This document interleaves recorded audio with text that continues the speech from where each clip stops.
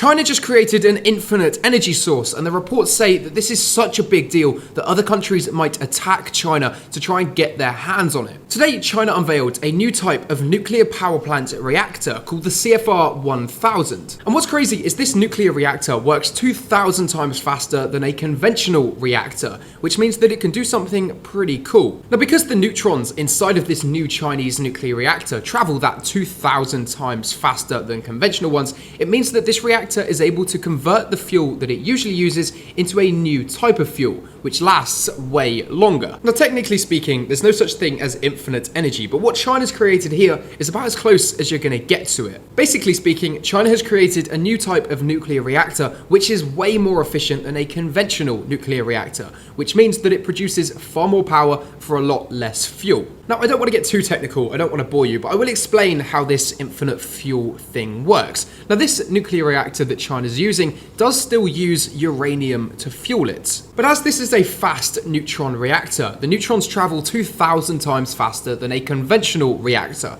which means that the neutrons have 4 million times more kinetic energy than a conventional reactor. And because of that, these neutrons create enough energy to convert this uranium fuel into a different element, plutonium, and this reactor runs on that plutonium. And so yes, it doesn't just create energy out of thin air, that's physically impossible, but what it does is convert uranium into plutonium, which is a far more efficient fuel which lasts way longer and you can get way more energy out of it. And so back to basic speaking, this new Chinese reactor can generate up to 1.2 gigawatts of energy, which is enough power to power over 1 million homes in China. Now, despite the plans for this reactor being unveiled by China yesterday and today, it's actually not expected to be fully built and operational until at least 2034, so it's nearly a decade away. But this is a huge deal. Even according to the report, other countries might want to get their hands on this new type of nuclear reactor because of just how much power it can create. But as usual, you can leave me a follow for some more global news like this.